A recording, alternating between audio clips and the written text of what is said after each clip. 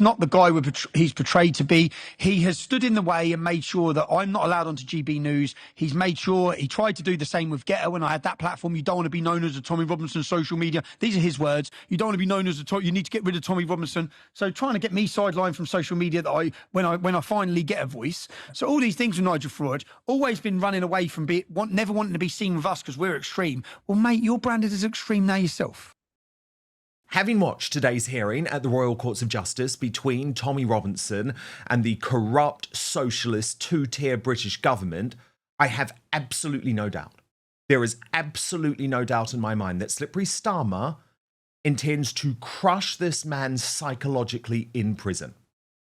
So the Secretary of State for Justice sent 4 expensive lawyers paid for by us, the taxpayers, to try and justify the quite frankly and quite obviously barbaric solitary confinement of a civil prisoner for 150 days and counting. These are the same people, by the way, the same lefties who stand up for the human rights of rapists, of murderers, of terrorists who are in our country illegally, but at the same time want to destroy an activist for broadcasting a piece of independent journalism. This is nuts. And Tommy is right to say, and he did say via his KC, that his treatment is politically motivated because of his activism and beliefs. That KC, by the way, being funded by the brilliant Elon Musk. And he pointed out that it was inconceivable that this same treatment would be allowed to happen to someone with the opposite viewpoint of Tommy Robinson. But in his final message today to the court, Tommy, who has a full beard, is looking noticeably slimmer since I saw him in December and was wearing a long-sleeved grey Nike top, he held up a handwritten sign to the camera that simply read, "Silenced. 163 million views, can't lock out the truth." Not surprisingly, at that moment, his camera from HMP Woodhill was cut. But earlier in the hearing, it was another handwritten note from Tommy that exposed the prison for the torture they are putting him through because of his political views. So Tommy had actually physically raised his hand to object to an obvious mistruth that was being put to the judge by the government's KC, who was trying to claim that his conditions behind bars were far better than they actually are. Now, Judge Chamberlain, I have to give the guy credit because he is a free speech advocate who believes Britain needs our own version of the First Amendment. He wanted to hear Tommy's objection. And so because Tommy was unable to speak to the court, what he did is he specifically put the court in recess to allow Tommy to speak to his solicitors and his Casey Alistair Williamson privately and then come back to report to the judge. But when the court did return, Tommy revealed to gasps from those in the public gallery this note: "They cut my phone off." He then wrote another note that said, "My calls are live monitored. They were listening and cut it off." So this blew a hole in the state's argument that Tommy was allowed phone calls and interaction with prison staff whenever he wanted. So Judge Chamberlain, well, I could tell that he was clearly furious because he needed to try and make a ruling before 2 p.m. and he knew that was no longer going to be possible. So he ordered the government KC to sort out Woodhill's under fire governor, Nicola Marfleet, calling another halt to proceedings and insisting that Tommy be allowed to speak properly to his legal team. At that point, I got a rundown of the extraordinary and chaotic courtroom drama from Ezra Levant of Rebel News, one of Tommy's key financial and moral backers who had flown in from Canada overnight to report from court because he knew, and he's right, by the way, he knew the British MSM would not report on it fairly. Listen to his rundown of events. Wow, that was dramatic. What just happened? Dan, all morning Tommy Robinson's lawyers and the government's lawyers have been sparring about his treatment in prison. And one of the things they're debating about is, does he get privileges, like phone privileges, visitors? And there was some dispute. So there was a moment there when Tommy, who was joining by video link, waved to get the attention of the court to signal that the government lawyer wasn't accurately reporting the facts. So the judge said, okay, we're going to have a short break where Tommy can phone his lawyers to instruct them. Tommy wasn't going to give evidence directly, but he could say things to the lawyer. But in the middle of that phone call, the prison governor hung up the phone, canceled the call, and Tommy Robinson came back and wrote a piece of paper and held it up to the video link saying, I was cut off. And the judge said, is this true? And the Judge Martin Chamberlain said to the government's lawyer, Mr. Cross, you call that prison governor and you get that phone call going right now, and you tell the prison governor not to cut it off until Tommy and his lawyer are done talking. I mean, this judge is very even-keeled. It's tough to read this judge, but when the prison governor cut off Tommy's call, I think that irritated the judge because it delayed things. And here's the reason I think that's an important moment, Dan. It sort of proved that the prison was taking liberties, that the prison was cutting corners, that when the prison says Tommy has certain privileges, well, maybe or maybe not.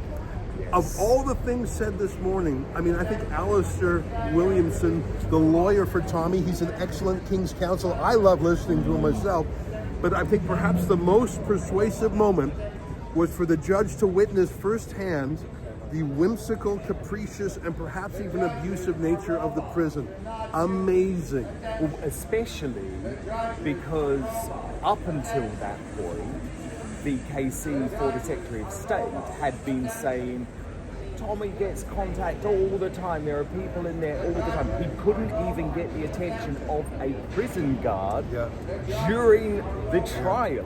And that second note he held up actually made the point that all his calls are monitored, and that they would have been monitoring that call with his lawyers live. Very interesting, and I believe that. Other things that the Secretary of State, that's the government's lawyer, was saying, I know from personal experience are not true. I know you visited Tommy, and I visited Tommy once, but my subsequent visits, one of them was approved, and then at the last minute was cut off by the prison. So is that what the Secretary of State, what the government means by Tommy has visiting privileges? For a while there, Tommy's own son was cut off from phone privileges.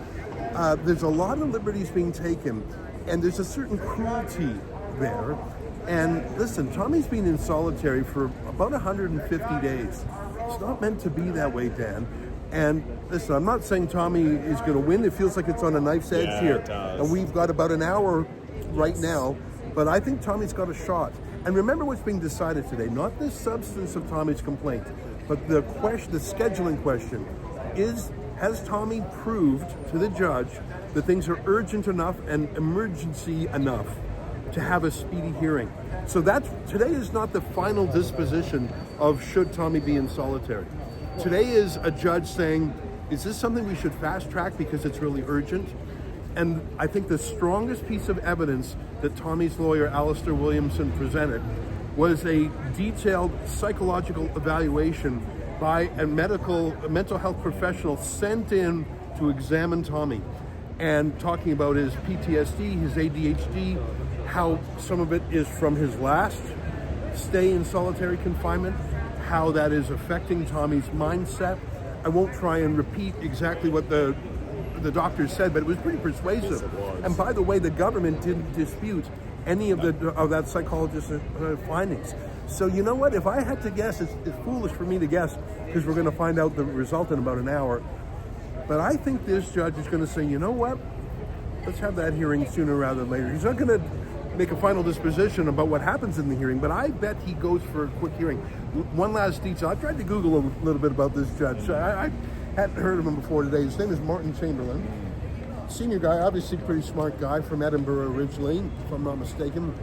He gave an interview with the Times of London a few years back, sort of up-and-coming lawyer. They wanted to ask him a question. They said, if you could pass one law, what would it be? And you know what he said? He said we should have stronger freedom of speech in the UK. We should have a US-style First Amendment. Wow. And not usual, by the way. Yeah, for I the know. judiciary here in the UK. Yeah, and so some of that has to do with Tommy's case, doesn't it? Yeah. And if I'm not mistaken, he also weighed in favor of the what's that called? Existence Rebellion, or what's that group called again? Extinction Rebellion. That's right. So they're sort of eco-extremists, and you and I might not agree with them, but if this judge is strengthening their right to protest, again, if he's being a principled precedent follower, if he applies that matrix to Tommy, well, maybe he's more sympathetic. If he's a free speecher and a political protest supporter, maybe he's more sympathetic to Tommy. I don't know. You don't want to read too much into it because he is guided by the facts and the law. But the things I could divine about him just by a quick Google, I thought, this isn't a bad judge. Brilliant. Well, look, I'm praying for the right result, but I'm going to be honest with you. I'm going to level with you. I'm not feeling hopeful. And Ezra was right, by the way, not to trust the MSM in Courtroom 3 of the Royal Courts of Justice, given his seatmate, who he thought may have been a reporter from The Guardian, was grumbling about, quote, fake journalists. As Ezra surmised, they're not neutral, they are activists. It is also worth noting that my former employer, GB News, was not in court today, which could be explained by the personal animosity between Tommy Robinson and Nigel Farage. Watch. It's not the guy he's portrayed to be. He has stood in the way and made sure that I'm not allowed onto GB News. He's made sure he tried to do the same with Ghetto when I had that platform. You don't want to be known as a Tommy Robinson social media. These are his words. You don't want to be known as you need to get rid of Tommy Robinson. So trying to get me sidelined from social media that when I finally get a voice. So all these things with Nigel Farage, always been running away from never wanting to be seen with us because we're extreme. Well, mate, you're branded as extreme now yourself. And you know what? They should have been there. Shame on GB News for not being in that courtroom today, because let me tell you, there is so much to get into with this story. The madness in the government's written submission included the fact that Tommy was only relocated to HMP Woodhill from HMP Belmarsh after, quote, social media activity directed at the governor who is a black woman. I mean, that is a fact that should surely be a complete irrelevance to this.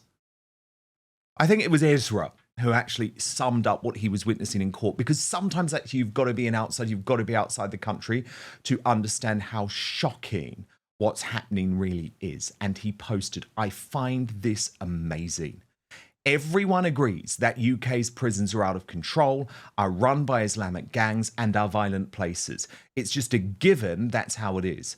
The government's main argument is that because they can't control their prisons, they have to lock Tommy up in a hole. He then went on to say, seriously, just think about that. Not only is Tommy's life threatened by the lawless prisons, but the government says anyone who meets with Tommy is at risk too. I can't believe we're all just listening to this like it's normal. The UK is truly becoming a failed state.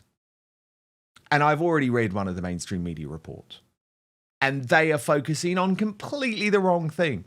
Trying to make out as if Tommy's living some type of glorious life in prison. It's a joke.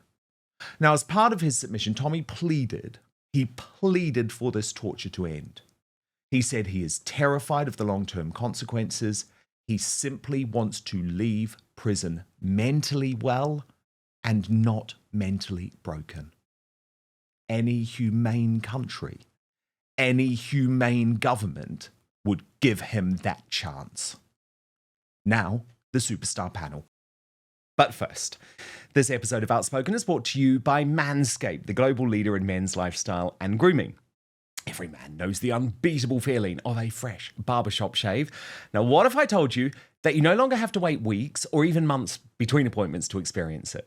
Introducing Manscaped's newest innovation, the Chairman Pro Electric Foil Shaver, the game-changing tool that brings the luxury of a professional shave right into your home. Whether you're after that daily silky smooth finish or prefer to maintain a rugged 5 o'clock shadow, the Chairman Pro Electric Foil Shaver is your go-to for precision and style every time. After so many shaving mishaps in my past, let's not even go there. Let me tell you that Manscaped has improved my grooming routine no end, actually my confidence with it too. What makes the Chairman Pro stand out, though, is its versatility and precision. It comes with 2 interchangeable skin-safe blade heads. So there's the 4-blade foil. That gives you a close shave if you're looking to go completely clean. Or if, like me, you like a bit of stubble, but you want it to look sharp and polished, you switch to the skin-safe stubble trimmer. Don't worry though, both are designed with skin-safe technology to help reduce razor burn and irritation, so your skin feels smooth and comfortable after every shave, reducing redness or discomfort. Now, a standout feature that truly differentiates the Chairman Pro from the rest is the Flex Adjust technology. It innovates to ensure a superior shave by allowing both blades and the pivoting head to seamlessly adapt to the unique contours of your face. Is gentle on the neck area too, let me tell you. And if you want even more precision on the right side of the bracket, there's a precision lock. When you lock it, the blade head sits firm, so you can achieve a more precise shave. It's also waterproof, which means that you can clean up with a quick rinse under the sink. Get the Chairman Pro today. Experience a shave that is as smooth as you deserve. Head on over to manscaped.com and join the over 11 million men worldwide who trust Manscaped, including me. And check this out. If you use the code Outspoken, you will get free shipping anywhere in the world and 20% off. That's manscaped.com using the code Outspoken for free shipping and a whopping 20% on your entire order. But now, back to the show. Delighted to be joined today by the conservative YouTuber Based and Bougie and right-wing columnist Sophie Corcoran. Now, Based and Bougie, you're a big Tommy Robinson supporter. What do you make of what happened in court today? All I have to say is, where was this energy for Hassan Sentami? Where was this energy for Axel Radicabana? Where was this energy for the councillors who got caught red-handed kidnapping, drugging, and SAing these 10 to 15-year-old young white girls? Where was this energy? Why is this energy only being given to a journalist who simply reported facts? All Tommy Robinson is guilty of is reporting the truth. And it actually makes me so angry because as an independent journalist myself who is dedicated to reporting the truth, I really need people to understand that this is not just a threat to Tommy Robinson. This is a threat to every single person's right to freedom of speech. This is a threat to every single person's right to tell the truth. This is a threat to every single person's right to state facts. And that's all Tommy Robinson is guilty of, stating the facts. And I think that his treatment is disgusting, and it should wake up people's eyes to understand that we are currently living in a socialist Britain. This is a communist Britain. The fact that you are being thrown, this is things that they used to do in Africa in the 60s, and yet they're doing it here in the UK. And yet people are just sitting here worried about a black woman, worried about the fact that he's a far right, worried about the fact that he's speaking about Islam, and not actually processing the fact that someone who simply uploaded a documentary is in solitary confinement. This is not just a threat to Tommy Robinson. This is a threat to everybody, and everybody should be protesting and livid. Sophie Corcoran, your view? Yeah, I think you said something really important at the end of your speech there, Dan, is that for a long time, people on the left wing and people from The Guardian, shall we say, have constantly banged on about prisons, having to be a place of restoration, of rehabilitation. And they have these views on some of the people who are extremely extreme and who, in my view, are beyond salvaging.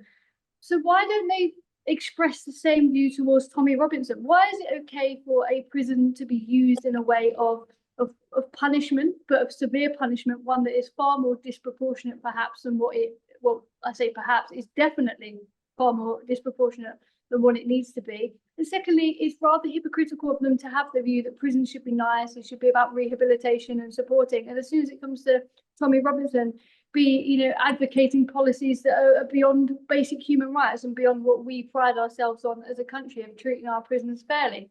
He shouldn't be leaving prison mentally broken. That is not the point of prisons. And even those of us on the right who argue that prisons should be there for punishment, for the people who are in more extreme cases, the left are consistently down our throats saying that we're horrible people for thinking that. So why all of a sudden... And he is a civil prisoner, remember? Why exactly? So why are they having these views? Not only are they having these views on Tommy Robinson, full stop, but the fact that he is only there for a civil matter makes it even worse. They're just hypocrites, aren't they, Dan? But as usual, we know that. I know, but the thing is, based in Bougie, if you listen to Ezra Levant, if you listen to Jordan Peterson, they know what's going on. And the Labour government are absolutely terrified of Tommy Robinson. So this is an opportunity to try and break him before his release. That's exactly what they are doing. The reason why Tommy Robinson is in jail right now, because he's a threat. He absolutely exposed how broken and corrupt our system is. And what they are trying to do is they are trying to mentally torture him to the point of no return. That's what they want, because they know if they go in there and they do something to Tommy Robinson, you know, the whole country would riot. But if they can mentally torture him to the point of no return, then that's when he will be silenced. And to be honest, this is why I am so proud of Tommy Robinson, and this is why I will always support him, because God knows how much mental torture he's going through. But the fact that he's still able to hold up a sign basically saying, ha, my video is on 163 million views. This is the type of person that should be tortured. And I think that every single person should really be praying for Tommy Robinson, that he does not allow this system to break him apart. So where to now, Sophie? Because whatever happens with this case, Tommy Robinson will leave prison in a much enhanced position, given that Elon Musk, the world's richest man, a senior part of the Trump administration, is funding his legal costs. And not just for this case, by the way, also for the ridiculous case where he's being charged under the Terrorism Act, which is just totally bonkers. So given that, how do you think not just the left of British politics, but the right of British politics should deal with Tommy Robinson? How should your party, Reform UK, deal with Tommy Robinson? How should Kemi Badenoch of the Conservative Party deal with Tommy Robinson? Can they just keep on ignoring him? What about the mainstream media? Should GB News have been in court today? Should Talk TV have been in court today? How can they just ignore this story? Well, look, I don't know why GB News and Talk TV weren't there, because if the Guardian was there, for example, then GB News and Talk TV should have been there and should report on it in the way that they seem fit. But you are right, politicians can't ignore Tommy Robinson. And it's not necessarily that they can't ignore the person, it's that they can't ignore the political ideology and the political policies that are coming out of him. And regardless of whether they chuck him in prison, the Labour government have failed in this. They've failed because they tried to use Tommy Robinson as an example, and they tried to use, Lucy Connolly, another one I've been really campaigning recently to set her free, because she also, like Tommy Robinson, does not belong in prison. But they tried to use these people as an example, and then their own MP's just gone and got a suspended sentence for quite literally smashing someone up and beating him up, and then he gets away with it. And the public are fed up with this, and it's come back to bite them in the backside, because everyone can see that there's a two-tier justice system now. So all it is doing is inflaming tensions even more. And like I said, you can't ignore the ideology. They may be able to ignore Tommy Robinson as a person, but they're not going to be able to ignore some of the views that he's put forward. And I think addressing those views is important. I don't think people should keep on slagging Tommy Robinson off. In a sense, is he ever going to come into the political fray? No, but they need to be able to deal with some of the things that he's suggesting. And also they need to tackle this perception of a two-tier justice system, which is why, to be honest, it's in the government's favour, perhaps, to be open and honest about how badly they're treating him and how badly they've treated some of the other people in comparison to people who have their views. Based in Bougie, as Ezra Levant tweeted, 4 lawyers were there for the government today. 4. And Ezra's summation is that to Keir Starmer, keeping Tommy Robinson in solitary confinement is a very high priority. Do you agree? 100%. They are keeping him there in solitary confinement because they know that Tommy Robinson, for one, is the only person that will tell the truth and expose what is going on in our very corrupt socialist system. Not only that, but they know that Tommy Robinson can rally troops. That is the power of Tommy Robinson. He can rally a lot of people, not because we are just a fan of Tommy Robinson, but Tommy Robinson has the bravery and the courage to stick up for causes that a lot of people may be afraid to stick up for, or maybe may are afraid of being jailed for. So I feel as though, yes, they are keeping him in solitary confinement because they know the power that comes behind Tommy Robinson's name and his movement. I know. It's just fascinating to me because Sophie Corcoran, is this not where the independent media is just going to come through as well? The reason I wanted to be in court today, the reason why Ezra Levant literally flew on the red-eye flight overnight. He's heading back to the airport right now. But the reason he wanted to be here is you can no longer trust the mainstream media to even report on a court case. And sure enough, the article that I read from the proceedings today suggested that Tommy is just having a nice life in prison. It's ludicrous. No, yeah, you're right. And Ezra's always been an absolute champion of an independent journalist. A few years ago, God, I can't remember when it was quite a couple of years ago now.